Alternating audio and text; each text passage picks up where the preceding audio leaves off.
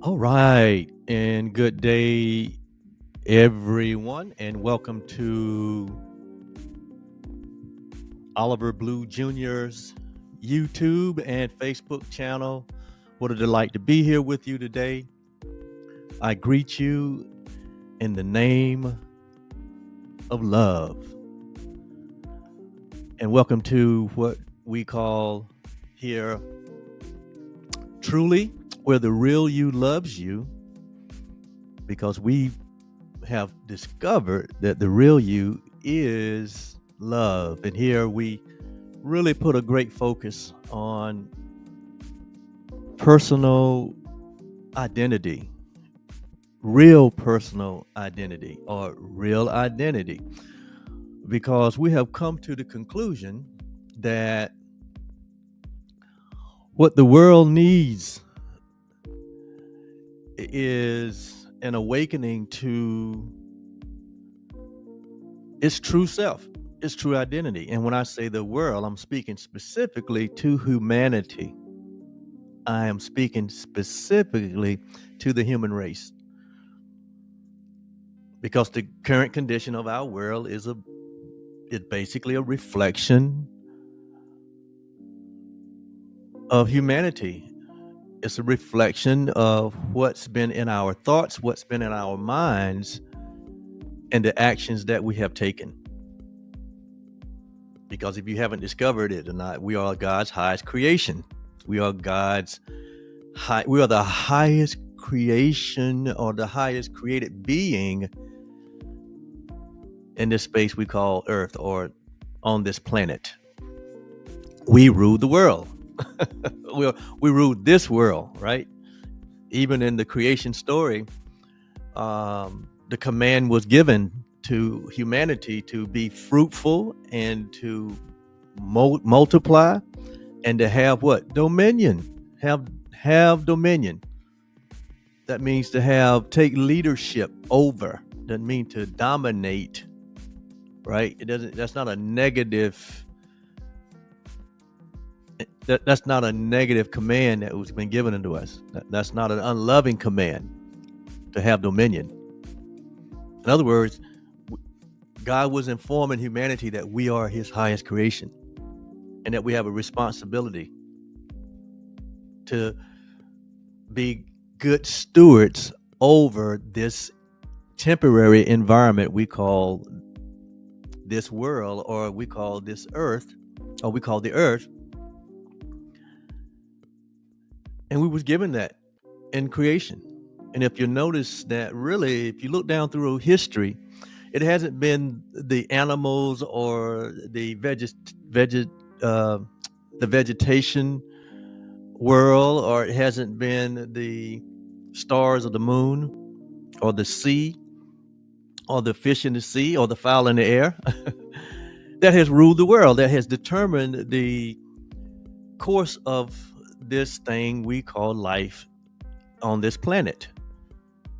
But history bears out that it has been, this world's fate has been in the hand of humanity. We have been given authority. We have been given the honor to be the stewards over this place. You know, in Jesus's dispensation, he used several parables where he talked about that the owner, or the father, or the businessman, he placed all of his properties and authorities in the hands of his managers or his underlings, and he went off on a far journey, only to come back one day to have those managers give an account. All that is symbolic of really our purpose and our role and our responsibility here as a species, to make of this place heaven, to make of this place loveliness, to make of this place that which reflect who we are at the core and the essence of our being. And so here on our platform, we start and we end with identity, because we believe that it's because of a failed awareness of who we are as shared beings, not only with each others, but as shared beings with our Creator, as a shared being with God, and the unity and the oneness that we share, because of a failed awareness of that. We see the results through time and through history where there's been such unloving acts that have led to unloving results in the world. Tremendous amount of suffering because of lack of knowledge, because of lack of a vision for who we really are. And so that's why we created this space and this platform, this voice, to be helpful in guiding humanity back to its place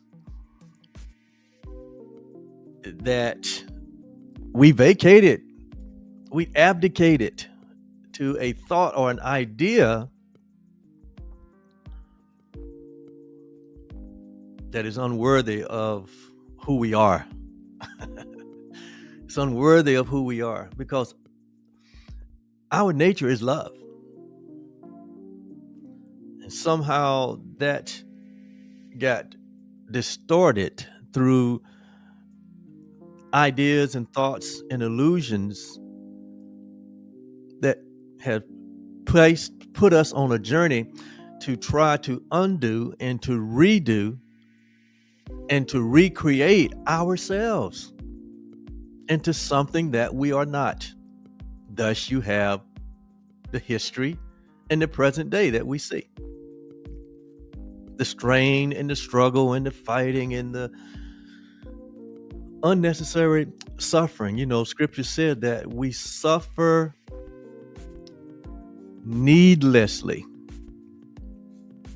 We suffer needlessly because of lack of knowing, lack of knowledge, lack of understanding who we are. So we are here to help bring that understanding to light, to bring that awareness to light, to become a voice of remembrance of who we are. And thus, we receive the inspiration in the revelation that truly TRULY represents the real you loves you, which is a direct statement towards our identity. And so this, if I can find what I was looking for, missed it, but let me make sure we're online here. Yes, we're online. All right. So the purpose of Truly, it is a voice that is here to call all humanity back to an awareness of who we are as the perfect creation of love. And today's episode is somewhat of a part 2 of this idea that I started earlier and have already produced an 1.5 hour long video, and hopefully you have viewed it, or you can go back and watch the replays. Actually, it's part 1, You Are the Perfect Creation of Love. And this is a direct message that I uncovered out of one of my most treasured references called A Course in Miracles. Now, if you've been following me for any time, you know that you know something about my path, something about my life, and how I started out in a place of very humble beginnings that eventually led to me having some success in the world, at least what the world calls success. You know, I had the car, I had the girl, I had the house, I had the kid, I had the career, I had the friends, right? I had all of those outward looking things that what the world calls symbols of success. But inwardly, I was a mess. Inwardly, I was lost. Inwardly, I was afraid.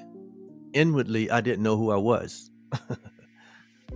And then lo and behold, one day, after much self inquiry and after much time of pulling away to myself to find the answers to life that all of us eventually come into um,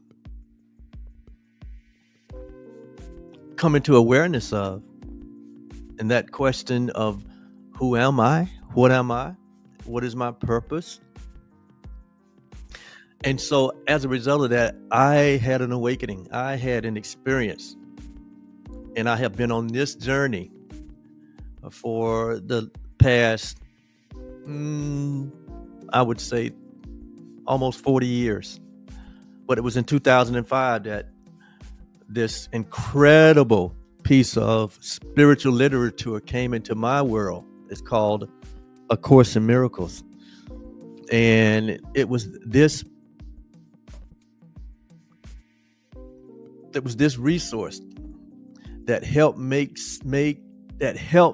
make sense of the experience that I had. That helped me make sense. It helped make sense of this beginning that I had with the Christian faith, which was really confusing and fearful and inconsistent.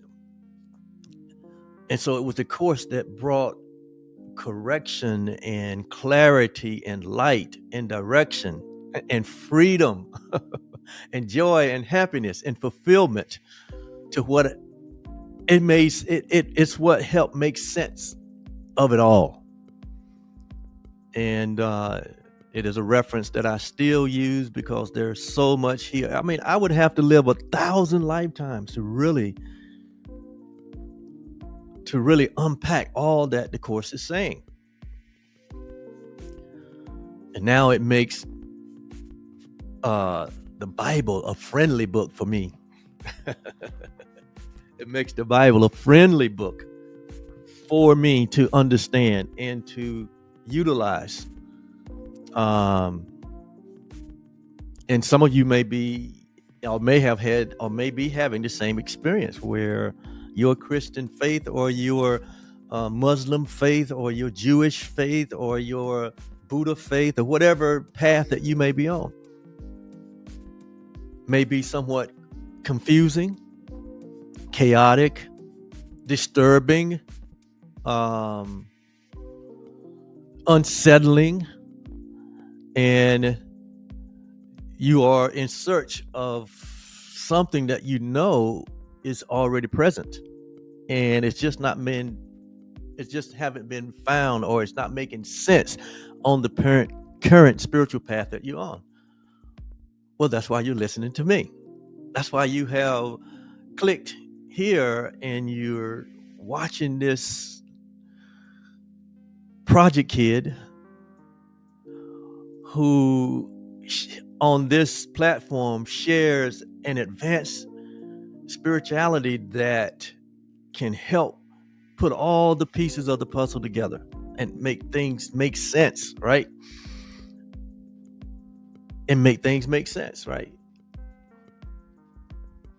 And so I'm glad you're here. I'm glad you found me. And there's almost 500 videos that have gone before this one that I'm doing today. And they're out here on my platform. And you have access to all of them right here on my YouTube channel and right here on my Facebook page. All 500 plus videos where we put so much focus on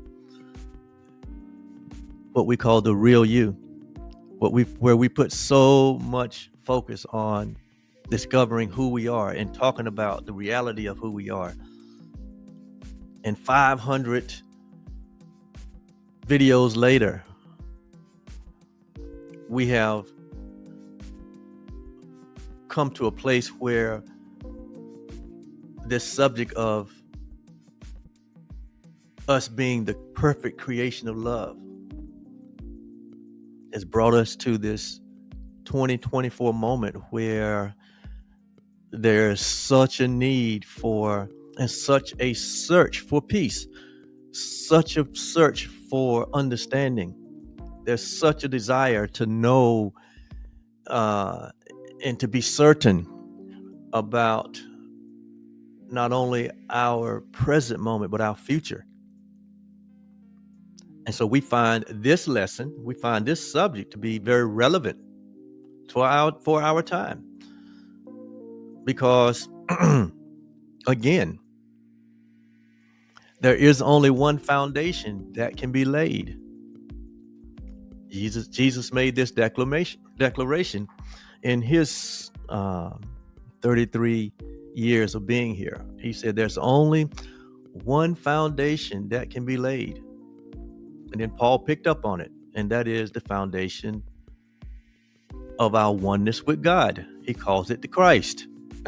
There's no other foundation that can be laid. So when we are not standing on the foundation of our oneness and our unity with each other and with our Creator, and knowing that that foundation is whole and complete and perfect, when that is not our foundation, then we find ourselves in uncertainty. We find ourselves void of peace. We find ourselves not having clarity about who we are and what our function is and what our responsibility is. And so we know that this message of we've been the perfect creation of love is so vital and so relevant in today's moment, in this 2024 moment, especially here, having coming off of the past 10 years of what supposedly to be leadership of our nation, speaking of the United States, because I realize I speak to a universal audience. Everyone listening to me are not from the United States, but seeing what we have, the example that we have gone through over the last 10 years, where there's been this grand display of division and this grand display of disunity and disharmony and dysfunction, right? As though we are going in reverse where love is concerned, that we're going in reverse where our oneness is concerned, that we are continually to divide and subdivide and to redivide even at subterranean levels, to the point where most of humanity in this, at least in this country, most of the people of this nation really wonder what the world is going on, especially our young people. Why are the adults acting in such a way? Why are they acting in such unloving ways? Why is there so much division and strife? Why is one side trying to destroy the other side? Or why? What is going on? These are supposedly the adults in the room. I know how I would feel if I was a child over the last 10 years, observing what has been happening in our country, in our world, with all the fact that houses are divided, relationships are divided, races are divided, Genders are divided in so many different ways. I would be asking the question, what is happening? Why can't they be at peace? Why can't we bring all of our goodness and our gifts and all express them equally, and all express them and be accepted of the differences that we have? I would be asking those questions if I was a youngster watching what has taken care over the last 10 years in our country. But there's a reason for that. And this talk that I've been sharing on God's perfect creation is you is a real solution. It's a real foundation, not something new.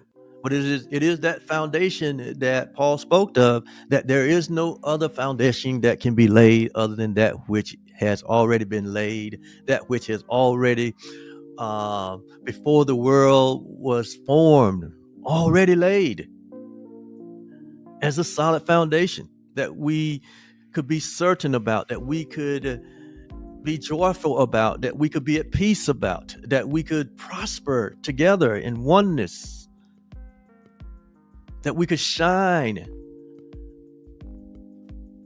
that we could represent the love that we share, that we could represent the Creator that we all share, the one life that we all share. The foundation's already been laid. But what we have done is seek to make something else, to be a substitute. We have denied the reality of the foundation of our oneness, the foundation of our perfect creation. We have sought to replace that with our own ideas, with our own thoughts. That only leads to chaos, and that has only left to chaos. When all the time the foundation had been laid, when all the time who we are has already been established.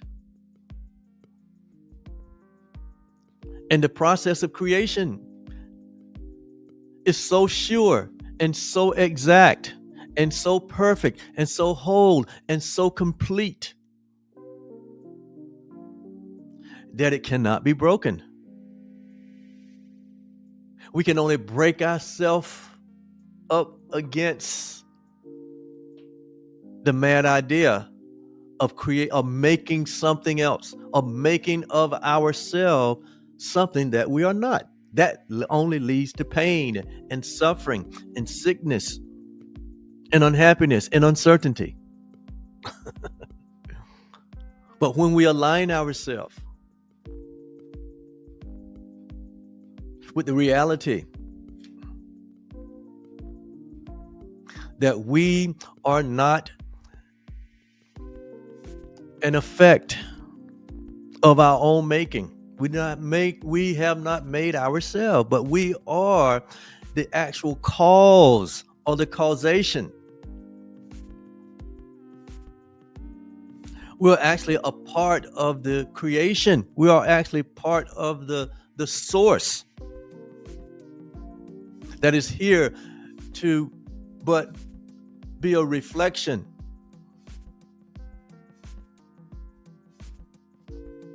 of our true nature, which is love,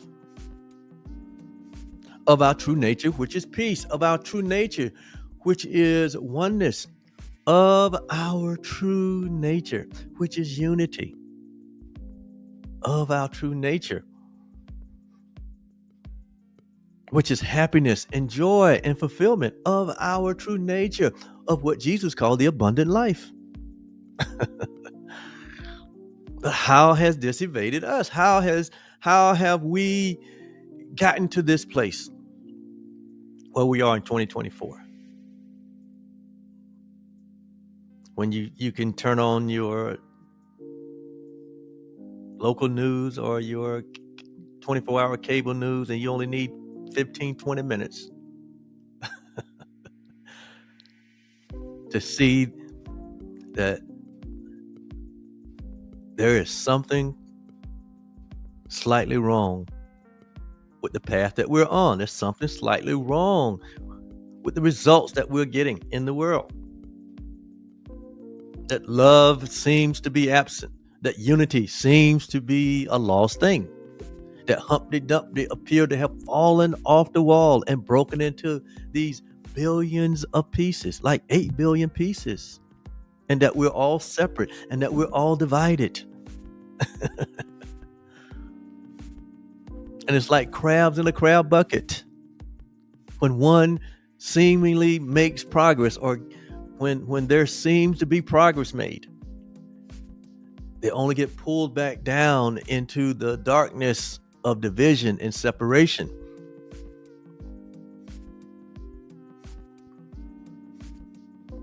So I said all of that to lay the foundation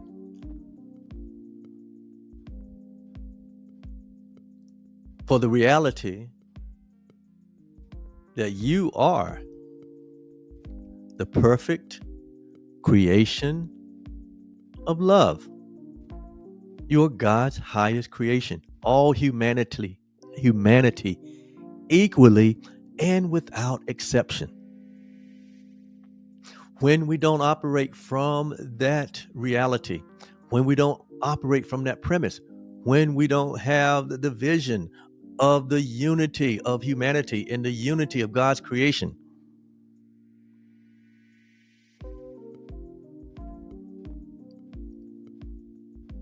then we seek to make something to be a substitute to that foundation.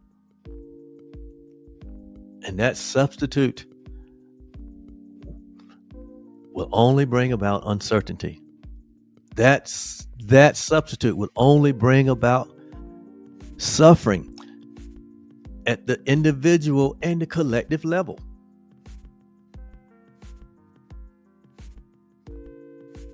So what is the correction? It's very simple. We have to get back to our first love. We have to get back to the only love that there is. We have to get back to the foundation of who we are. Knowing ourselves, to know thyself, as the poet said, to know thyself, as the guru said, to know thyself is the greatest knowing that one can have. Because when you know who you are, then you know who your brother is.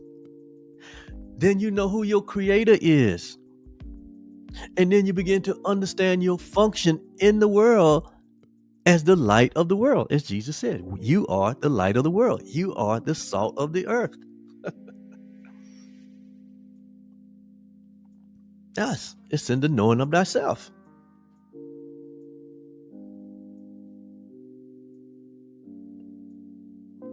You remember over in the book of Matthew when I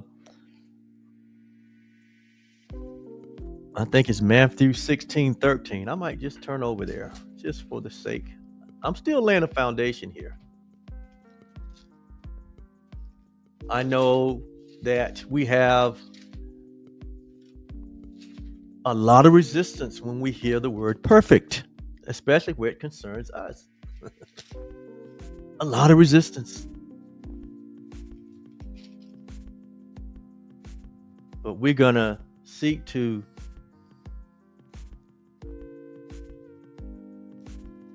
bring clarity where that's concerned. If you look at Matthew 16:13, where does it read? Matthew 16:13.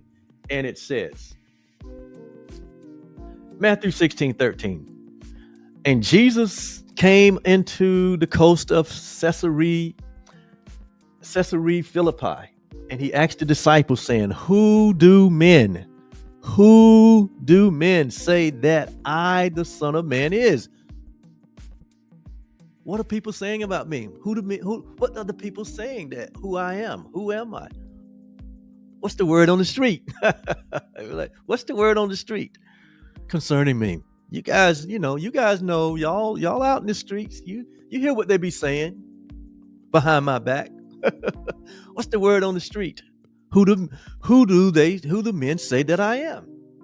See, so that's a question of identity, right? That's a question of identity. Why would he ask the disciples that? He wasn't asking the disciple that because he didn't know who he was. He was asking the disciple that because, as we read here, he was there to help them to understand who they are and who all humanity is. Because here he says he identified himself as the Son of Man, not as the Son of God, but as the Son of Man. Identify himself with us, identify himself as a man, just like, or as a human, just like we are having this human experience. So Jesus was making himself equal with humanity in his incarnation. He was declaring the equality that we all share. He wasn't making himself something different than us, something bigger or smaller than us, but he was acknowledging the oneness that we share. And so the question was asked, whom do men say that I, the Son of Man, is?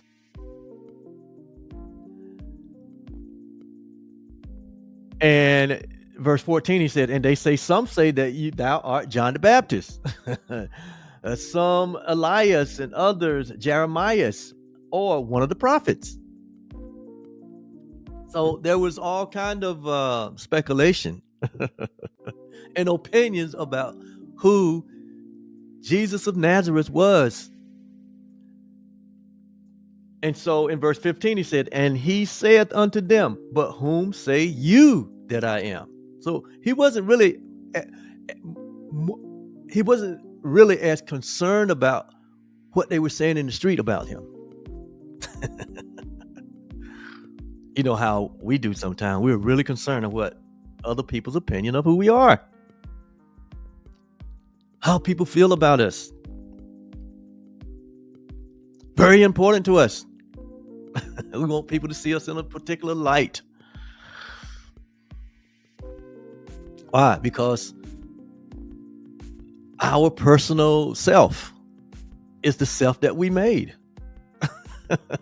Our personality is what we have made. It wasn't a part of your creation. It's a part of what you and I decided to attach ourselves to and present ourselves as. It was like our personality or our personal self is that process of making something different than what we are. It's that process of seemingly creating something different than who we are. When in fact, who we are had already been established as the perfect creation of love. In fact, in Psalms 82:6, you can read it. Psalm 82:6. Let me go there. I didn't plan to take this line of reasoning. However, I'm being somewhat led here for obvious reason. I'm just following the prompting here. So in Psalms 82:6. So this is for somebody. 82:6. Psalms 82:6. It says, Psalms 82:6. Okay. I'm getting there. Psalms 82:6. And it says,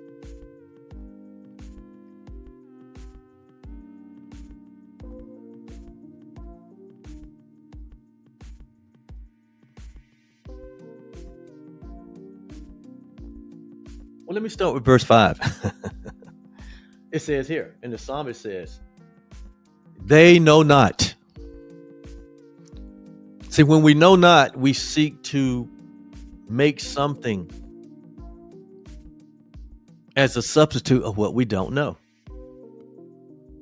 You know, they say the greatest cost in life is not knowing. It's not your mortgage. It's not your taxes that you pay. It's not, for the rich and famous. It's not the jet or the yacht or the mansion or whatever. It's not those things. That is not your greatest expense in life. The greatest expense in life is not knowing.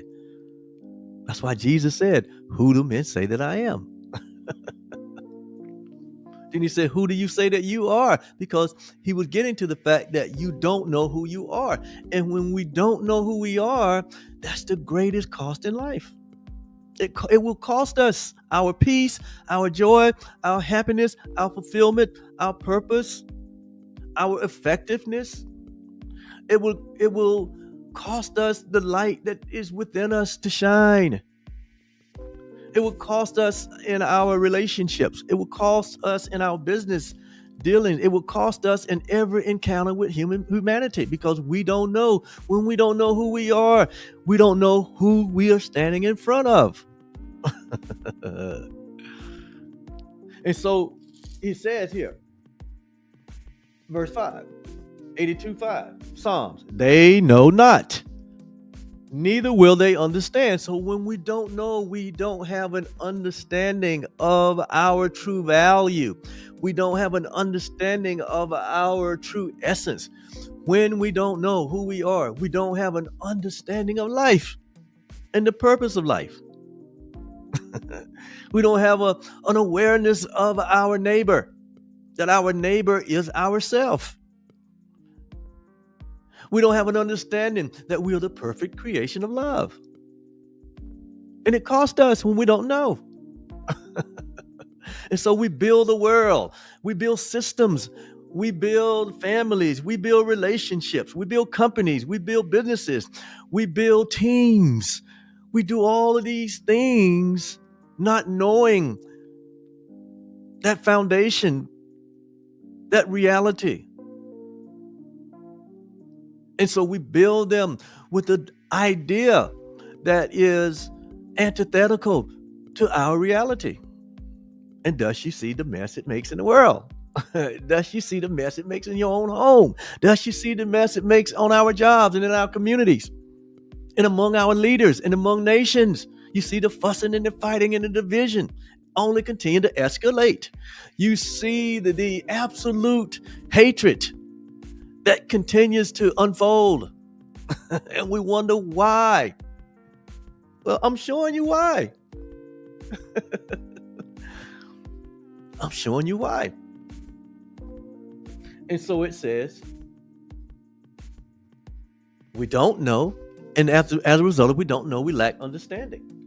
So we stand up under our own awareness. We stand up under our own limited vision when we don't know. And then it says, as a result of not understanding, it says they walk on in darkness. We walk in darkness. We continue to make the same mistakes. We continue to hold the same attitudes.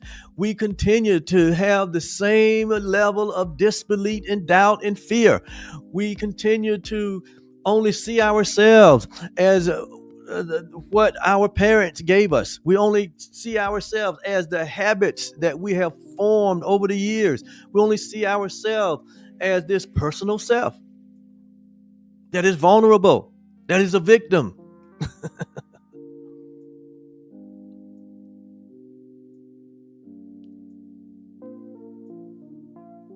All of this comes out of the simplicity of not knowing.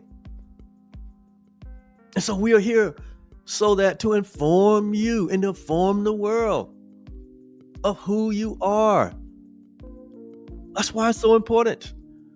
if we don't start from the reality of who we truly are as God's highest creation, as the perfect creation of love, until we see ourselves in this reality.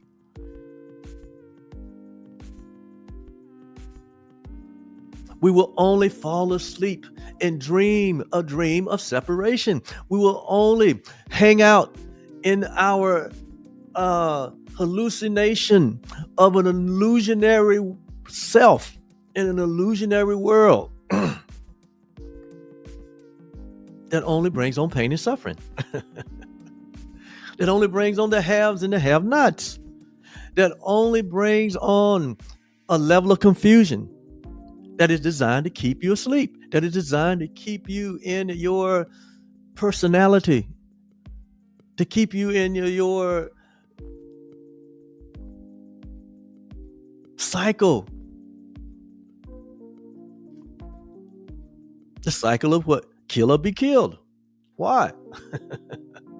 There's enemies out there. See, when you don't know, you think the world is full of enemies. When you don't know, you will create demons and devils, and you will create a fear-based theology where God is an angry God, where God is an unloving Father, where there's sin and there's separation, and on and on and on and on. That the things that we will make as a substitute to the truth. You would create a whole religious community that's not based on oneness, that is just as divided as the government, that is just as divided as every other segment of life. The church, what they call the church or the religious community, it's just as even more divided as any other segment of life. You know it and I know it. So does that make the church the voice that speaks for love? The voice that speaks for God? Does it make it the foundation that we should stand on?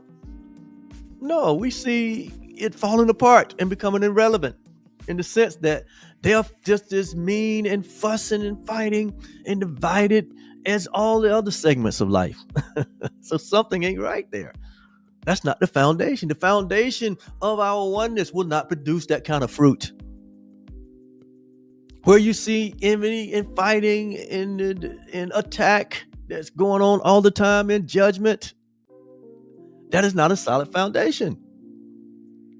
That is not the foundation of love. That's not the perfect creation of love. That's a foundation of guilt and judgment that is based on a fear of not knowing, that is based on a fear of a lack of understanding, that is based on a fear of, that's based on a foundation that we made up. We are trying to substitute unreality with reality. We are trying to substitute the unlimited with the limited with the unlimited. We are trying to substitute. So you look at the fruit. The fruit will tell you. Jesus told us, you would know by the fruit. That's not a judgment. That is just saying, hey, it will be an indicator that you're off course. That we're off course. That something is not right. We're not coming from a place of love. We're not coming from the perfect creation of love. That's the foundation.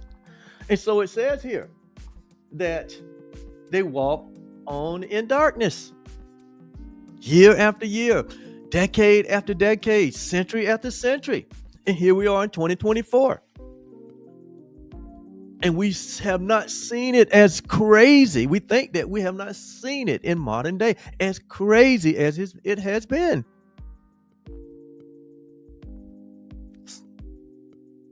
So how could this be? We got all this technology.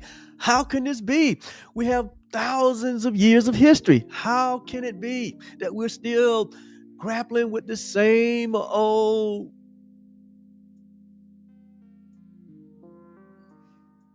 I want to use the right word here. How could we be grappling with the same old results, the same old outcomes,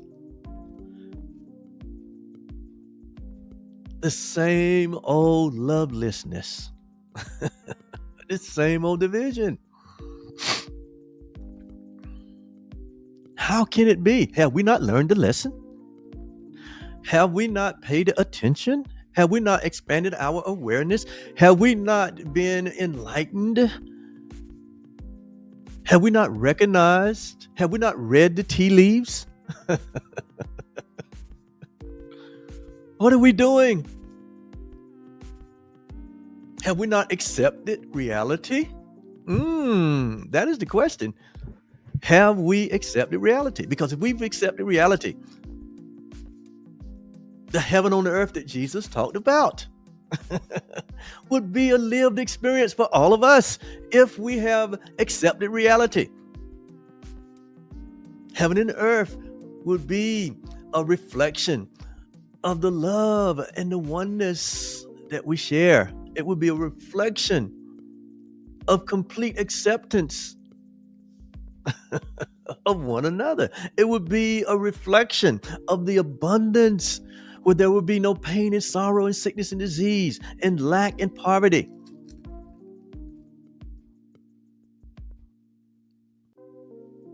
And you might be saying, well, Oliver, that's not possible.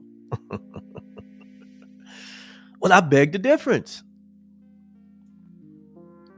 It is possible. But it's only possible when we know who we are. It is only possible when we accept the truth of who we are. In order to accept the truth of who you are, you're going to have to lay down your religious convictions that have only stood between you and your joy and your peace. You're going to have to lay down your fear-based theology that has only created division and separation, and a vision of God that is not true. It is possible.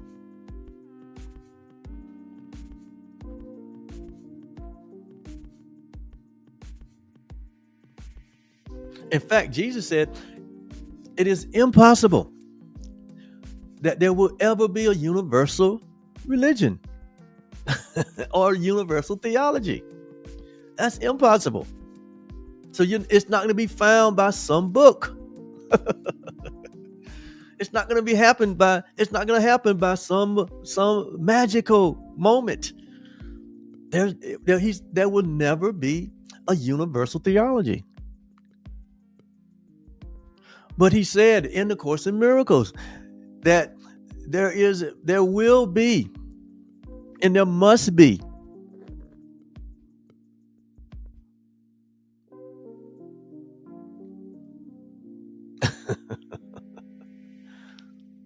a universal experience.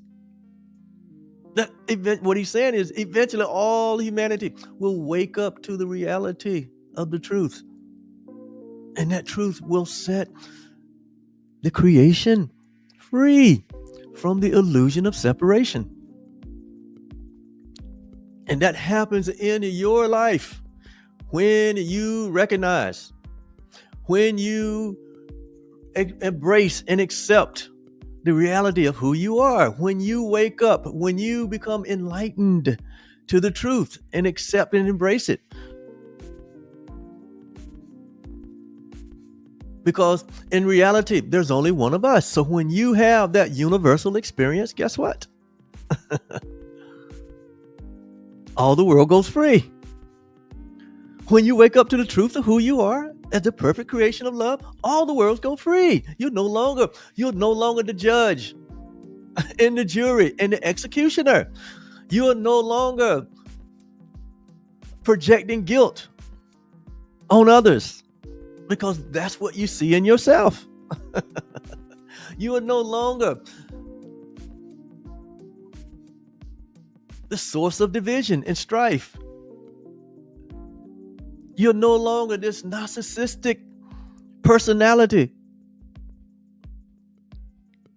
that can only see through the eyes of differences. But when you wake up to the true reality of who you are, who do men say that I am? Who do you say that you are? That's the question. When you do it, when you have that universal experience, which we all will have,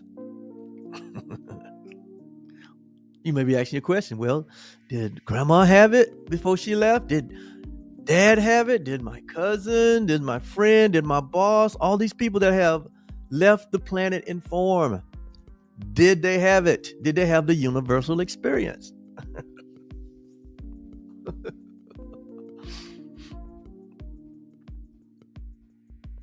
No, they had a human experience. It only takes you.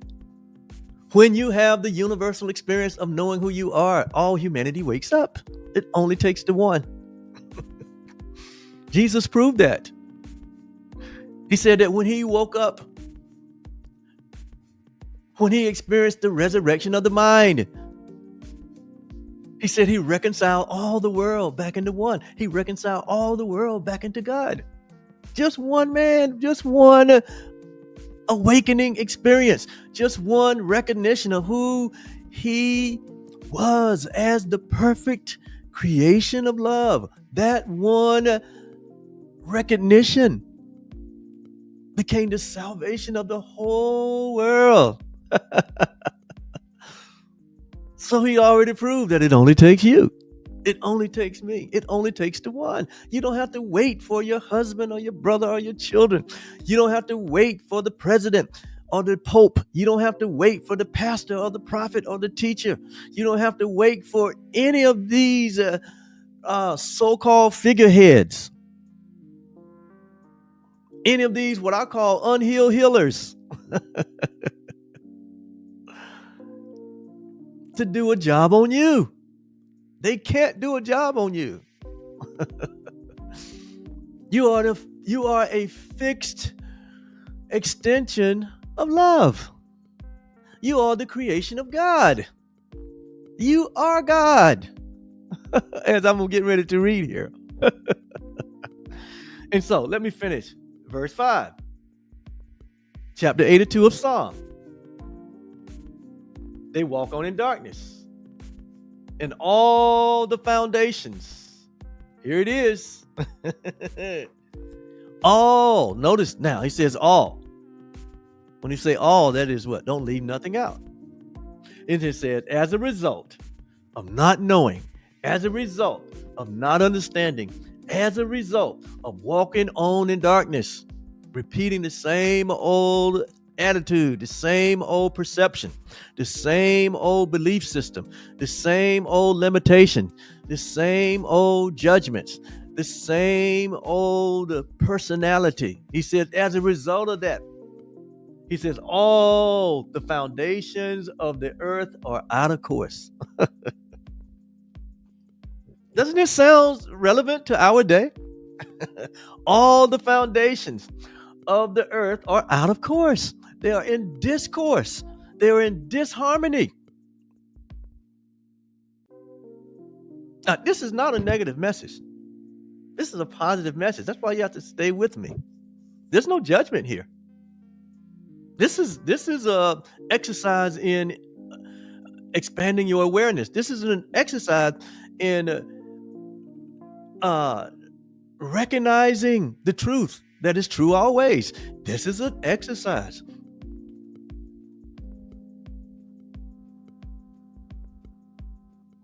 in pausing from all the vicissitudes of your life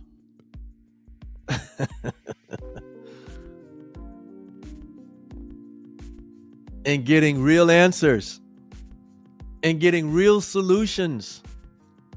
In this case, getting the solution to every problem that there is. There's only one solution to every problem that there is. Though there seem to be many problems, In reality, there's only one problem, and that problem is not knowing. Because when we know, then we won't continue to create problems, but we will become the extension. The extension.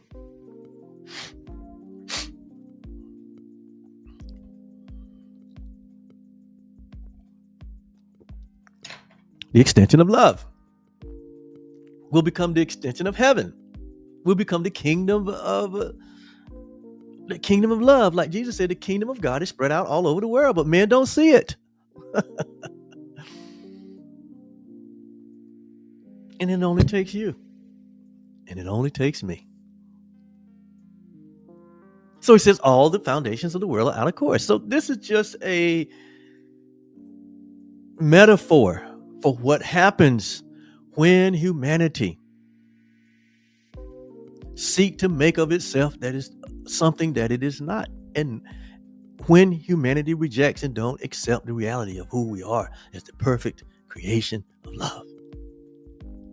And our acceptance or our rejection doesn't change anything, because who we are is eternal. Who we are is fixed.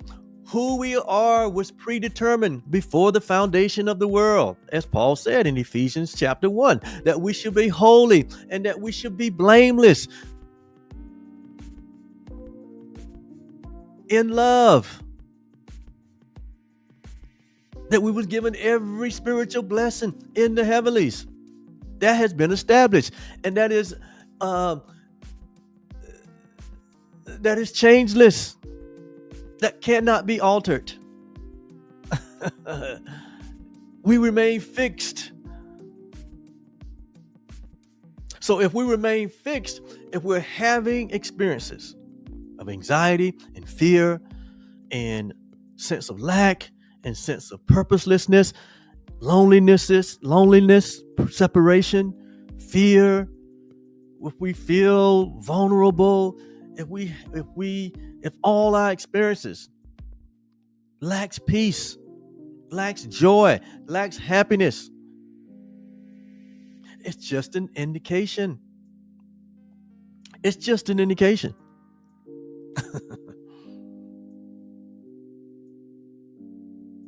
That we have forgot the foundation. That's all it is. We have not sinned. We're not bad. We're not loveless. No, it just means that what? We have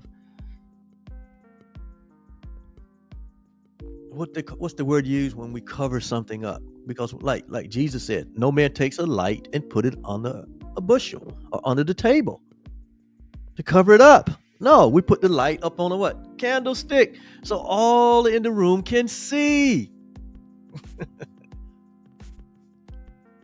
But whether the light is on a candlestick or under the table, guess what? The light is always shining. So whether or not you are at peace or whether or not you are in fear, your light is still shining. It's just that at some point the choice was made to hide the light. At some point a choice was made to reject the reality that you are God's highest creation, that you are the perfect creation of love. And I say this with all love. I don't know who's the worst at helping us to hide the light. Whether it is the government,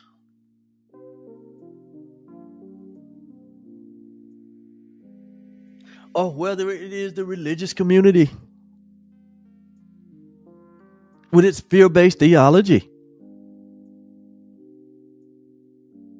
with its message of judgment, with its explanation that God is some kind of unloving father, and that God is separates and judge, that God has a torture chamber called hell that some are going to. When we're promoting these kind of ideas, we're not promoting truth. We're not promoting the reality of who our Father is.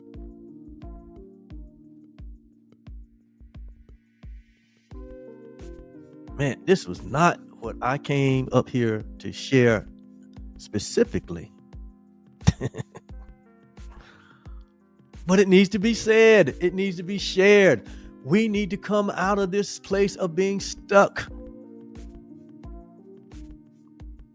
We need to wake up to the truth that is true always. We need to stop looking to humanity. We need to stop looking to man.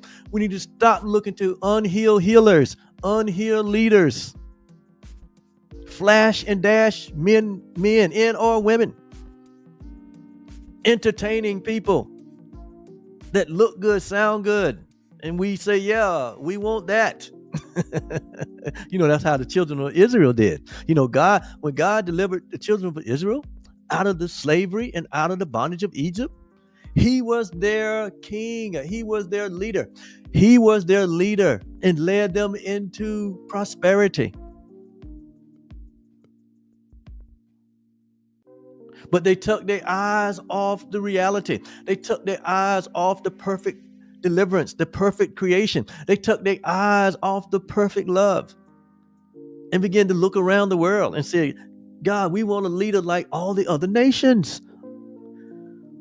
We want a leader like all the other nations that has, that has so many followers on TikTok or Instagram or Facebook.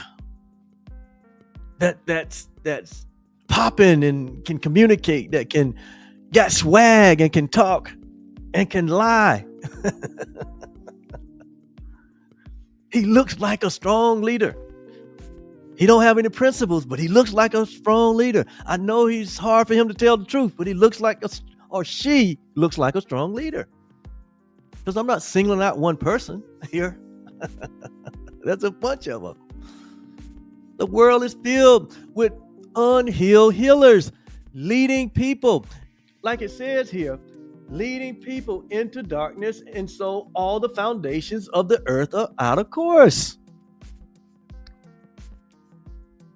Who are you listening to? Where the Spirit of God is, there's unity. Where reality is, there's unity. There's oneness. There's forgiveness. There's peace. There's prosperity.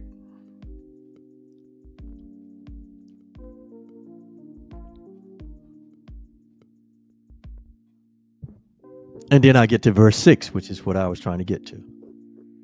And it says, so the conclusion for not knowing is that eventually all the foundations of the earth are out of course. In other words, meaning that the society will be in chaos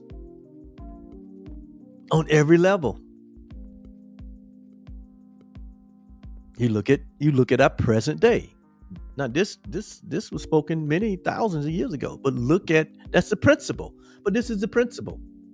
See, we're talking principles here. God is the most principle-centered idea that there is. And so if God is principle-centered, only what he creates or she creates is principle-centered. You are a principle-centered creation. So when we seek to substitute being principle-centered, meaning governed by law, governed by changeless law, when we seek to be non-principled or unprincipled in our expression, there's chaos. And when we seek to have leaders that are not principled, it's only going to lead to more chaos. When we give a person leadership position and he's not principled, when he doesn't know who he is, it only can lead to more and more chaos. Just sit back and observe. That's what you're going to see, and that's what you are seeing. So, like the children of Israel who desired a king like the other nations, we know what happened to them in the wilderness when they chose Saul to be their leader. Everything went into chaos. All the foundations of their life went out of course.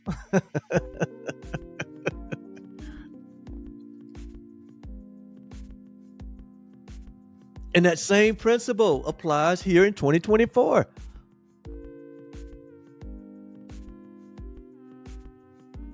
So it is in your best interest, whether you are rich or whether you are poor, whether you are black or whether you are white, whether you are female or whether you are male, whether you are a Christian or Jew or Buddhist or Muslim, it doesn't matter what your religious persuasion is. Because what? Principles transcends all of those things. Whether you're a Cowboy fan or whether you are a Raven fan, principles transcend all of that. Whether you're a Democrat or a Republican, principles transcend all of that. Whether you are an American or whether you are a Russian or a German, or it doesn't matter whether you're from a third world country or a fourth world country or what they call a modern country. It doesn't matter. Principles is what's ruling the roost. Principles is what will determine the outcome.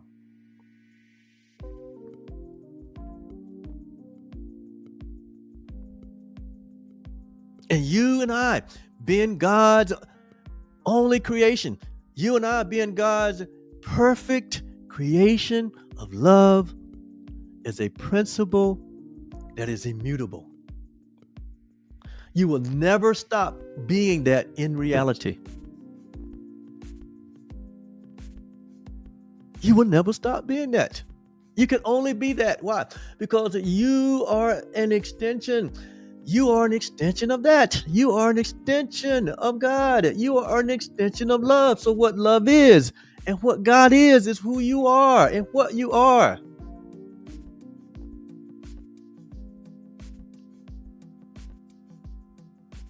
I don't care what the theologian said, or the prophet, or the priest, or the president, or the judge. They are not your creator. They are not your maker. God is, and there is nothing else. There is no other authority. There's no other author. God is the author of your life. Love is the author of your true self. Truly, I say unto you, the real you, who was authored by God, loves you, because the real you is love. The real you is God. And this verse is going to tell you here. Well, I'm getting ready to read in chapter 82 of Psalm, verse 6. And it says, it goes like this. It says, I have said. In other words, God is speaking here. Love is speaking here. And it said, I have said. When you hear the word says, I have said, basically it's saying, I have established, I have created. And when you see a verse in scripture or any other spiritual writing that says, I have said, pay attention to what I have said. What comes after that? He said, I have said, ye are gods. Notice now here in Psalms, this was thousands of years ago.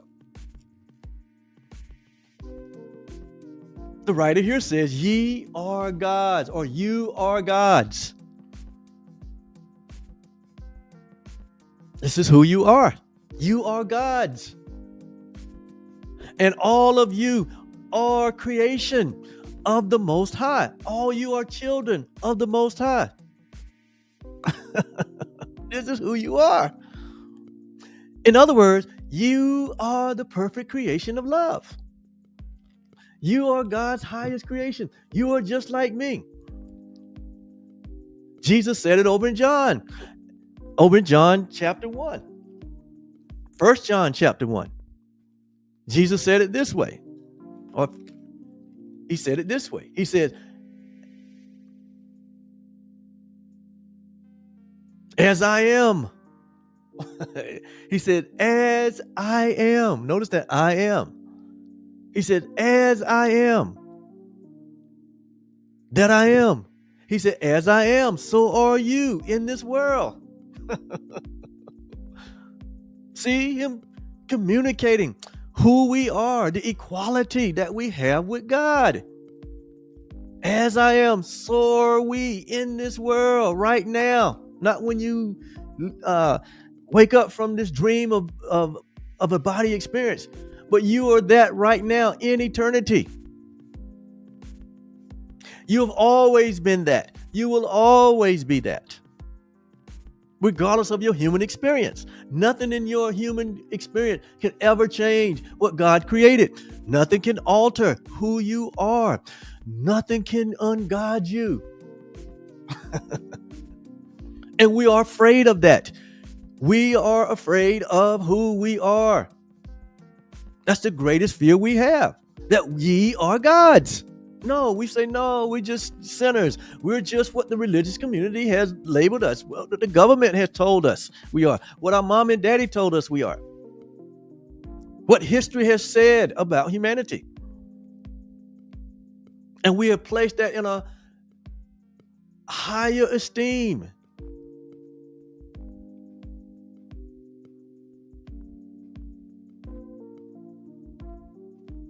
than every thought of love, which is what creation is. Every thought of love. Every thought of love was placed in you at creation. And when you begin to see yourself this way, this big smile comes over you. You begin to see the world in a whole new light. You begin to see everyone for who they really are. You begin to see what a real solution would be to save the world from its own illusionary, hallucinating dream and thought of separation.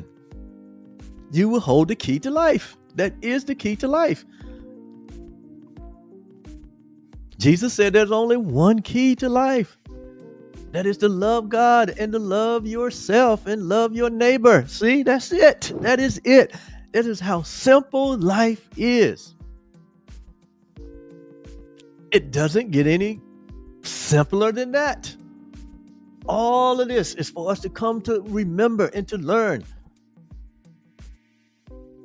that there's a creator and there's a creation and they're one, and we are that, and we're to love that, and we're to express that, and we're to shine that forth in our lives. It's that simple. It is just that simple. It is just that simple. Therein lies your happiness. Therein lies your joy. And therein lies your peace of knowing. Like Paul said, that I may know him in the power of his resurrection. He was talking about the enlightenment, knowing who he was and the awareness of his oneness with God. Jesus demonstrated that to all of the world to see. I and the Father, we are one. When you have seen me, you have seen the absolute Father himself. And guess what? That's true about you also. That's true about you also. You are one with God. You are a shared being with God. You are the express image. You are the express likeness of God the Father. You are. And the knowing of that will and can heal you from the trauma and the drama of a made-up life and a made-up personality that is full of trauma and drama and fear and anxiety. Because it's what? His foundation is out of course. Our foundation is out of course when we don't embrace this. And we feel the pain and we suffer needlessly. We are leveled with guilt and judgment because we're acting so out of our natural state of peace and love and joy.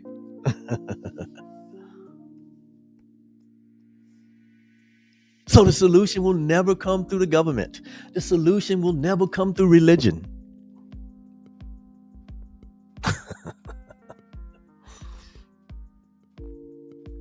It'll never come through TikTok, Instagram, Facebook. And I use all those platforms myself personally.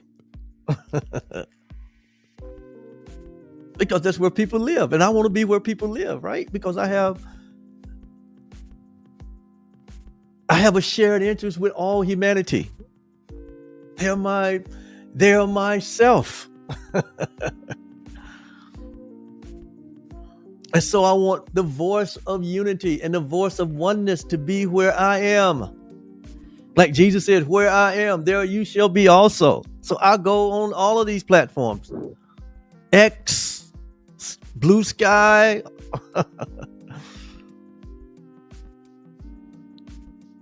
And I'm like a voice crying in the wilderness that you are the perfect creation of love. And you can't change that. Not in your wildest dreams can you ever change that. That's why I can have confidence. That's why I can have certainty, because God has confidence and he has certainty in what he created or she created. I have absolute confidence in humanity that eventually they wake up from the dream.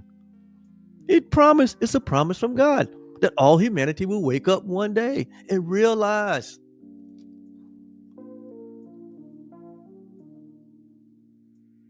that as they roll the boat down the stream,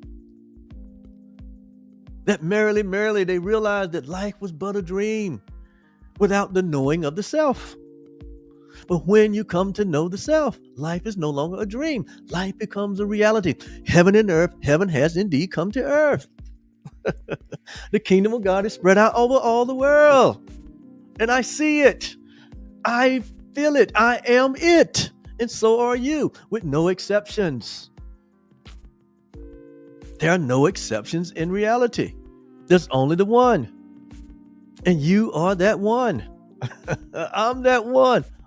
All of us are that one. And he said, ye are gods. I'm going to finish this part 2 today with we are God. There's going to be a part 3 and a part 4 to this message on creation. Because when you understand creation from love's perspective and not from the human perspective, you begin to understand that creation is the very extension of itself. I'm going to say that again. Creation is the very extension of itself. And whatever creation is what it extends. In the natural, when a mother gives birth to a child, the mother extends all her capacity into the child. Everything that the mother is capable of, the child is capable of too. That means they're one. They're one in purpose. They're one in ability. They're one in power. They're not separate. They're one. They have a separate expression, but in reality, they're still one. They're based on what? The extension. So creation is an extension. It's not taking one thing and another thing and putting it together and making something new. That's a concept of man. That's making something from something else. In creation does not make anything from something else. It merely extends itself. So if you want to know who you are, you need to discover the origin or the source of the extension, because that's who you are. Ye are gods.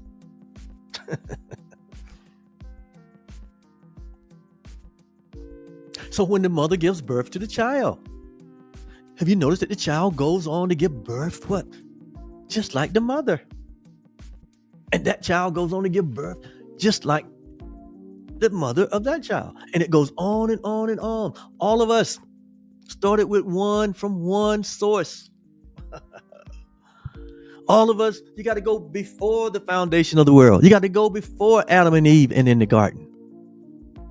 If you're starting at what they call the creation story that is in the Bible, you're not starting at home plate. You're in the outfield somewhere. You're not starting at home plate. So if you don't start at home plate, you're going to be off course. You got to go back to the beginning. And when you attempt to go back to the beginning, you realize there is no beginning, because we are infinite beings, and we are of an infinite source. And where there's infinity, there is no beginning and there is no end. So that means that we always were as we are. As it was in the beginning, it shall be now and forever. That's what it means. That you remain as love created you, that you remain as God created you, that you are the holy home of love, that you are what love is.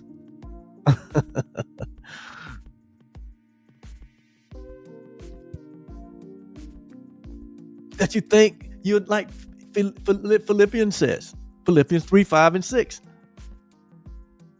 Let this mind be in you that was also in the Christ, who been in the form of man, who been in the form of God as a human, thought it not robbery to be equal with God. He didn't think he was taking anything away from God, saying he has equality with God. Why? Because he knew who he was. He knew that he was just an extension of that one source. So when you come to embrace that and know that you're just an extension of the only source that there is, you have no problems. You have no reservation or hesitation to say, I have equality with love. I have equality with God. God and I are one. We're not separate beings, but we share the same beingness. Are you hearing me? And when the humanity began to think this way,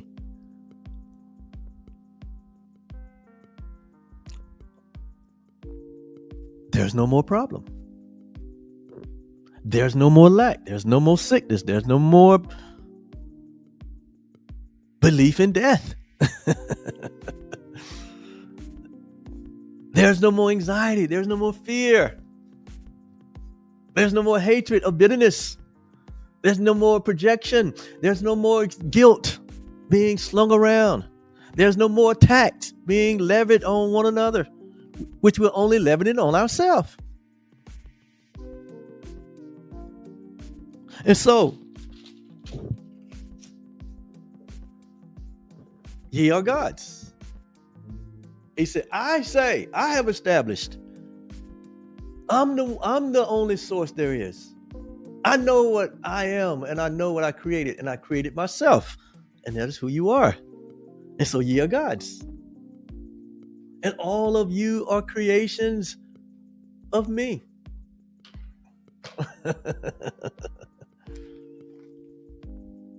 And then look at John 10:34 in the New Testament. Jesus reminded the religious folks of what was said back then. He said, have you not heard? Have you not heard?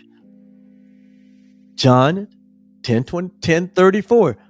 He reminded the people in his day. And so I'm reminding you here in 2024, have you not heard? Ye are gods.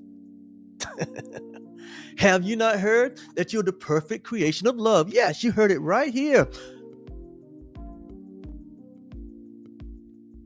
on Oliver Blue Jr.'s YouTube channel, Facebook page.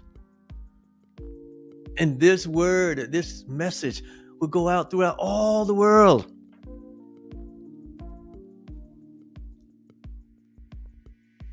I'm putting it out there. There's enough darkness put out there. I'm here to put out the light so that the darkness can be dispelled, so the fear can be dispelled. I'm here to put out the light and light only.